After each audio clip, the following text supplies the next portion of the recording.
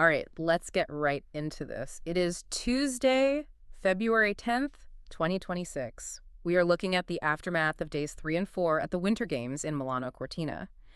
And if you've been following the headlines for the last, 48 hours, you might be feeling a little bit of emotional whiplash. Oh, that is putting it mildly. It has been a frantic, almost bipolar couple of days for the sporting world. I mean, think about the narrative arc we just lived through. We're talking about the highest highs and some truly, truly gut-wrenching lows. Absolutely. We've seen the world's most dominant skier miss a podium in an event that seemed, custom made for her. And then a terrifying crash for a returning legend. Right. And then on the flip side, you have siblings, a brother and sister, teaming up to win gold. It really has been the full spectrum of the Olympic experience, just compressed into 2 days.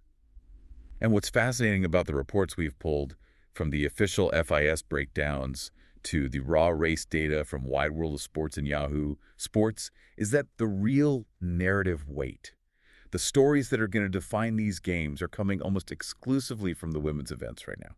Exactly. So that is our mission for this deep dive. We're going to filter through all the noise of the general coverage and focus specifically on these women's highlights. Right. We want to separate the achievements, the surprises, the fails, and of course, the breaking news. And we absolutely have to start on the slopes of Cortina with alpine skiing, specifically the team combined. Because what happened there wasn't just a race result, it was a psychological drama. Oh, absolutely. This was the headline grabber. But before we get to the drama with the Americans, can you just quickly explain the team combined format? I feel like they love to tweak these formats every 4 years just to keep us on our toes. They really do. It's actually a pretty cool concept, though. So in the past, one skier did everything. Now, nations nominate a team of 2. Okay. One skier tackles the downhill, that's pure speed, pure courage. Yeah. The other skier does the slalom, which is all about technical precision. And you just add their times together? Exactly. Fastest total time wins. So on paper, Team USA looked unstoppable. You have Breezy Johnson, who just won gold in the individual downhill, handling the speed part. Right. And then for the technical leg, you have Mikaela Shiffrin. And let's just contextualize Shiffrin here for a second. She's the most successful World Cup racer in history. 108 wins. Yeah. She's a slalom specialist. This is her bread and butter. If you were building a skier in a lab for this specific event, it would be Mikaela Shiffrin. So Johnson goes down the mountain first. And she crushed it. Absolutely crushed it. Breezy Johnson put down a fantastic run, putting Team USA in the lead. She did her job perfectly. She basically handed Shiffrin a lead and said, okay, bring it home. Exactly. And we have reports from the radio comms just before Shiffrin dropped in. She was heard saying, "No tricks here."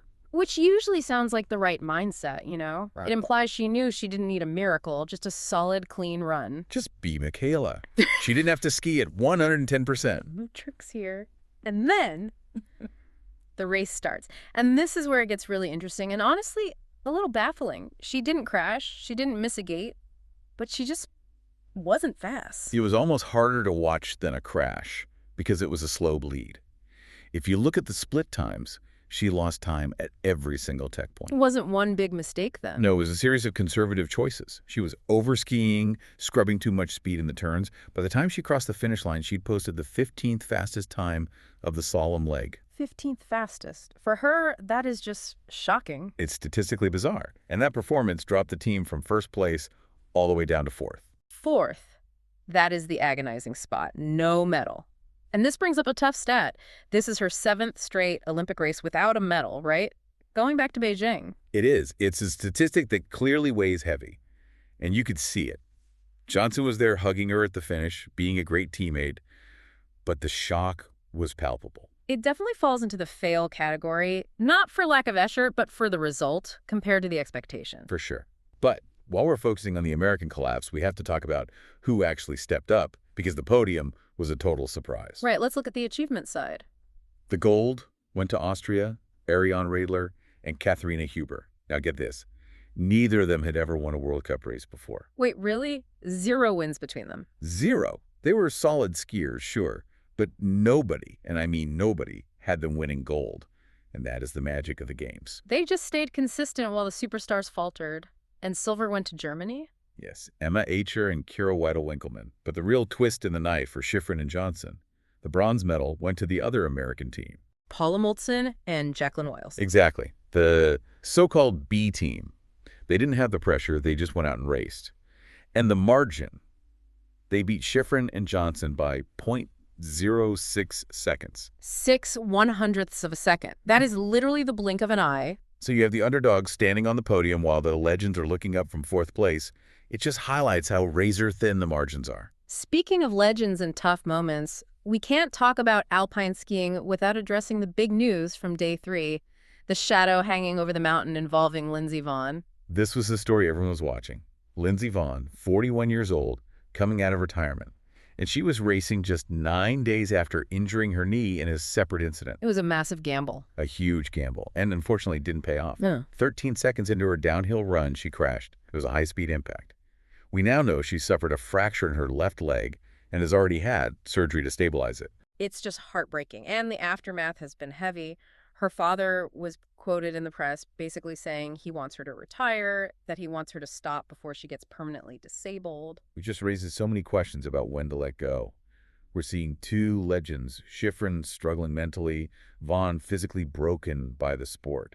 It feels like a pivotal moment for American skiing. A real changing of the guard happening in a very painful way. Yeah, in real time. Okay, let's shift gears. If we pivot away from the traditional alpine slopes and head over to the freestyle park, the drama was just as high, but the vibe was totally different. Women's free ski slopestyle. This was the battle everyone circled on their calendar. Mathilde Grimaud from Switzerland versus Eileen Gu from China. A rematch of Beijing 2022. And Eileen Gu is arguably the biggest star in winter sports right now. Model, student, gold medalist. But this time, the achievement belongs to Grimaud. Grimaud was just clinically precise. She defended her gold medal. In slopestyle, you have to hit jumps in these rail sections. Grimaud's run was creative. But more importantly, it was clean. She just didn't sketch out on any landings. So for the fail or surprise category here, Eileen Gu took silver. But tell us why. It sounds like it came right down to the wire. It did. On her final, decisive run, where she needed a big score to overtake Grimaud, she fell on a rail section. For listeners who don't ski park, explain why the rails are so tricky. Well, the jumps are all about air awareness, but the rails are about friction and balance. You're sliding on a metal pipe with skis that have metal edges. It is incredibly slippery. Right. If you lean back even an inch too far, your feet just shoot out from under you. Gu slipped, lost her balance, and that was the end of her gold medal hopes. So Grimaud gold, Gu silver, and bronze went to Megan Oldham from Canada. But speaking of progression, let's talk snowboard big air, because we saw something historic there. We sure did. The achievement here belongs to Kokomo Moras from Japan. She didn't just win gold, she completed her golden set.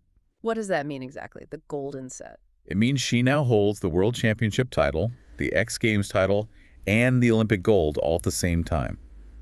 She has won everything there is to win. That is just dominance. And she did it with a specific trick, right? The backside 1440. Massive backside 1440. For those who don't speak snowboard, that's 4 full rotations in the air. Wow. And backside means she initiates the spin with her back to the landing, so she's blind for a big part of the rotation. It requires immense commitment. You can't even spot your landing until the very last second. Exactly. And she stomped it cleanly.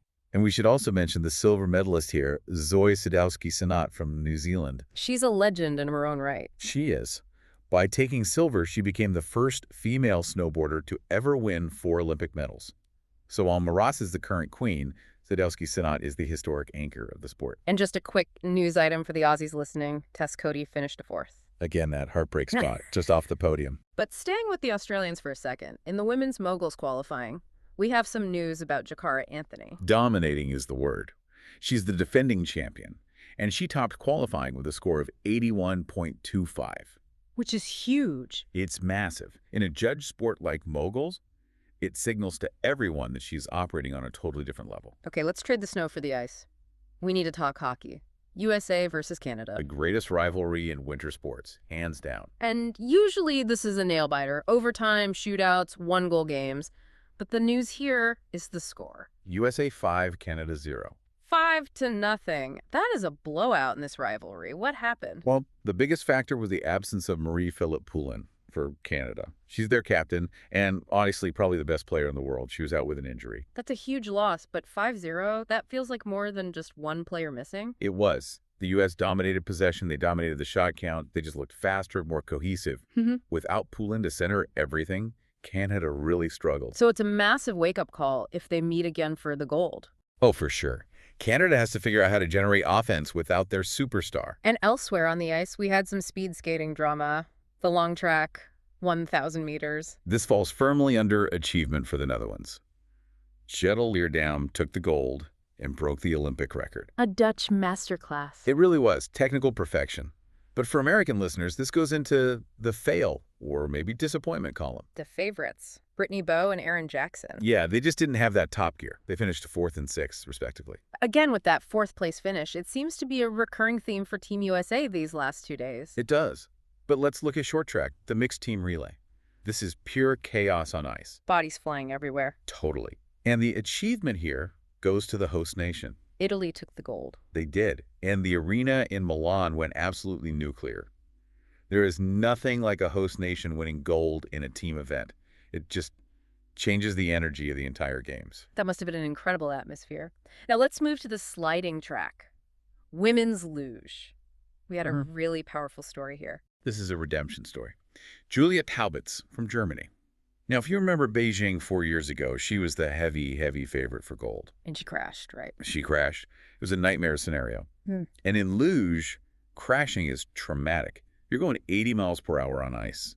To come back from that takes serious mental fortitude. And she didn't just win. The notes say she dominated. She destroyed the field. She was nearly a full second ahead of silver. In luge, that's like winning a basketball game by 50 points. It wasn't even close. So gold for Germany, silver to Latvia's Alina Bota, and we actually have an American achievement here. Bronze to Ashley Farquharson. Yes, finally getting Team USA back on the podium in the sliding sports. A great moment for her. Now I want to talk about a theme that popped up that I really love. It's not just about nations, it's about families, specifically siblings. We saw it in curling. The mixed doubles curling. Sweden took the gold, beating the USA 6-5. But the detail everyone is talking about is the Swedish team. Isabella and Rasmus Reno, brother and sister. I love that. I can't imagine competing in the Olympics with my sibling. We'd probably just argue about who's supposed to sweep the ice. Well, their dynamic was seamless. Yeah. And it came down to the very last shot. Isabella Reno had to make this clutch shot to clear the house and secure the win. Wow, pressure on. Olympic final. And she drains it. And speaking of siblings winning gold, we have to look at the ski jumping mixed team. Another massive achievement. Slovenia took the gold. And who is on the team? Let me guess. Nika Previc and her brother, Domen Previc. So you have the Rano siblings for Sweden and the Previc siblings for Slovenia, both taking home gold in mixed events on the same day. That is pretty incredible. And Slovenia didn't just squeak by, did they? No, they won by a massive 30-point margin. Slovenia is a ski jumping powerhouse, but to have a brother and sister anchoring that team is really special. And while we are on the Nordic events, we have one final achievement to cover: women's cross-country sprint. If speed skating belongs to the Dutch, cross-country sprinting currently belongs to Sweden. This was a total sweep. A 1-2-3 finish. Gold, silver, and bronze all went to Sweden. Lindsey Vonn took the gold. It was a complete display of national strength. They just owned the final. So bringing this all back together, we've covered a lot of ground. We've had redemption, dominance, sibling success stories, and then this really complex picture for the American superstars. It is a fascinating contrast. You have the traditional winter powers, Austria, Norway, Sweden, flexing their muscles. They are the machines. But then you zoom in on the individual stars, the faces on the billboards, Shiffrin, Gu, Vonn, and you see the struggle. It really emphasizes those razor-thin margins you mentioned. I mean, 0.06 seconds kept Shiffrin off the podium. One slip on a rail cost Eileen Gu the gold. Exactly. One caught edge ended Vonn's comeback. We think of these athletes as superheroes, but days 3 and 4 have shown us they are very human. For sure. And honestly, it raises a provocative thought for me as we look ahead. What's that? With Shiffrin struggling, Vonn's career likely over, and even Canada getting blown out. Are we witnessing the end of an era? We have relied on these Pacific Titans for over a decade to carry the headlines. And now? Now you look at the teenagers and the first-time winners standing on those podiums this week, and I think we are watching the changing of the guard happen in real time. The question is, who is going to step into that void? Is it the Moltzens and the Wiles of the world? Or is it a name we haven't even learned yet? That is the question, and that is why we watch. Well, that wraps up our deep dive into the women's highlights from days 3 and 4. A lot of medals, a lot of tears, and a lot of history made. And plenty more to come. You bet. We'll be back soon to break down the next wave of events. Until then, thanks for listening.